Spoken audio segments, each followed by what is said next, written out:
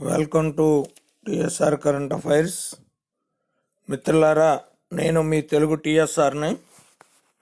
మీరు వీక్షిస్తున్నారు TSR current affairs.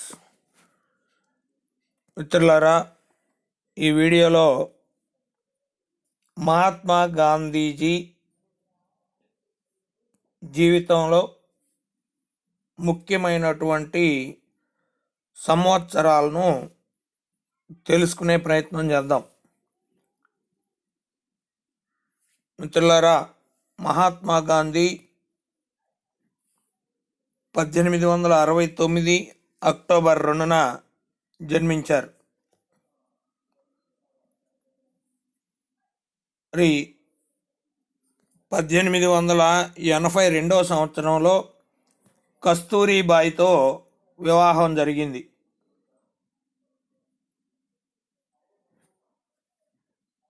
అంటే తన 13 సంవత్సరాల వయసులో వివాహం జరిగిన చదువు ఆపకుండా 1888 సంవత్సరంలో బారిస్టర్ చదువు కోసం లేదా న్యాయవాది వృత్తి కోసం 1888 సంవత్సరంలో ఇంగ్లాండ్కు పయనమయ్యారు. ఆ కోర్సు పూర్తి చేసి 1891 సంవత్సరంలో ఇంగ్లాండ్ నుండి భారత్కు తిరిగి వచ్చారు. మరి 1893 సంవత్సరంలో దక్షిణాఫ్రికాలోని నాటల్కు ఉద్యోగ నిమిత్తం వెళ్ళారు. 1893 నుండి 1894 వరకు 1893 నుండి 1914 వరకు దక్షిణాఫ్రికాలోనే నివాసం ఉన్నారు. సుమారు 21 సంవత్సరాలు దక్షిణాఫ్రికాలో న్యాయవాద వృత్తిని చేస్తూ అక్కడే ఉన్నారు. మరి ఈ 1893 సంవత్సరంలో దక్షిణాఫ్రికాలోని నాటల్కు ఉద్యోగ నిమిత్తం వెళ్ళిన గాంధీజీ 1894 సంవత్సరంలోనే అక్కడ భారతీయులకు ఓటు హక్కు పట్ల ఉన్నటువంటి వివక్షతపై నిరసన గళం విప్పారు. ఆ తర్వాత 1899 1902 వరకు మధ్య జరిగిన బోయర్ యుద్ధంలో గాయమైనటువంటి సైనికులకు వైద్య సేవల్లో నిమగ్నమయ్యారు గాంధీజీ.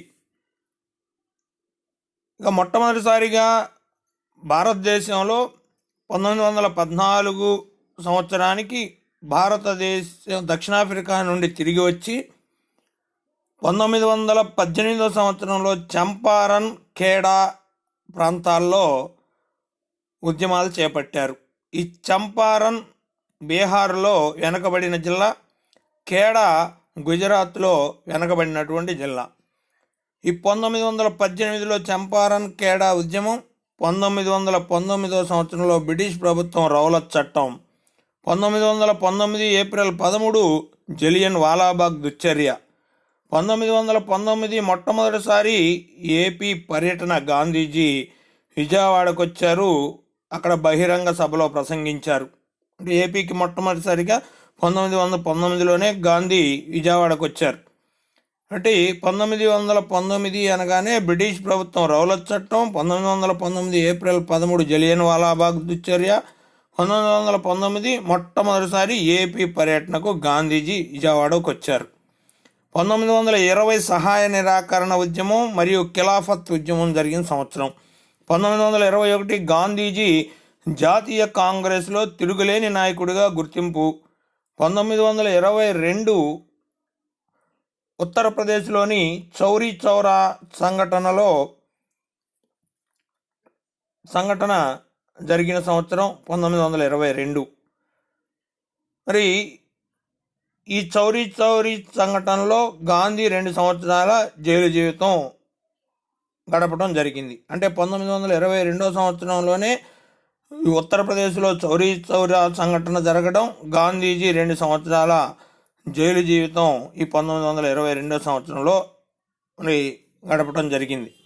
1927 సైమన్ కమిషన్, 1928 కలకత్తా కాంగ్రెస్ స్వతంత్ర ప్రతిపత్తి తీర్మానం గాంధీజీ ఆమోదించారు.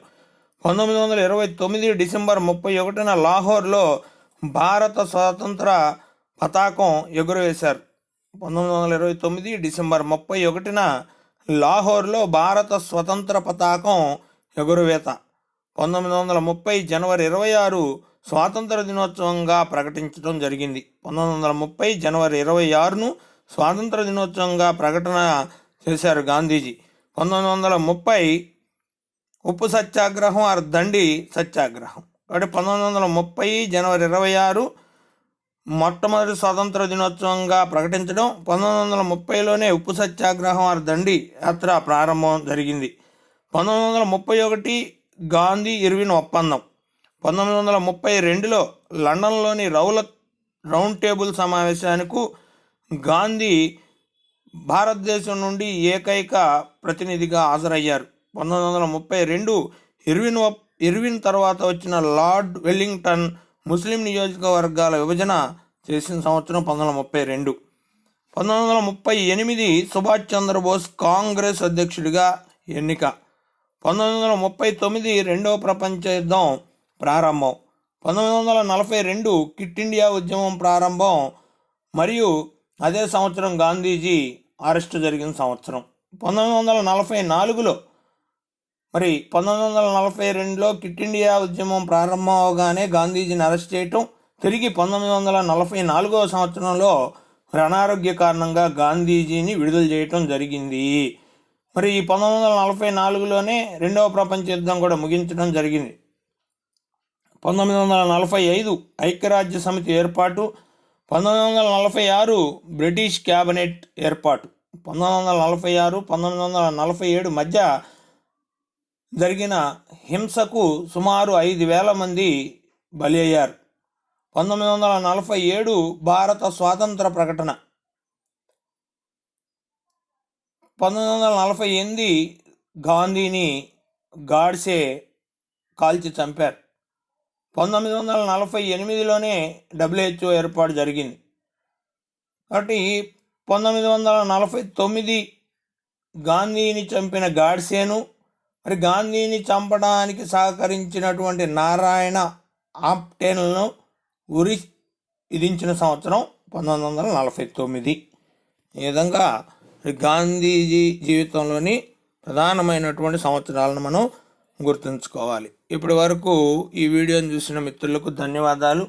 ఈ వీడియో నచ్చిన మిత్రులు టిఎస్ఆర్ కరెంట్ అఫైర్స్ని సబ్స్క్రైబ్ చేసుకొని మీ మిత్రులకు ఫార్వర్డ్ చేయండి. ధన్యవాదాలు.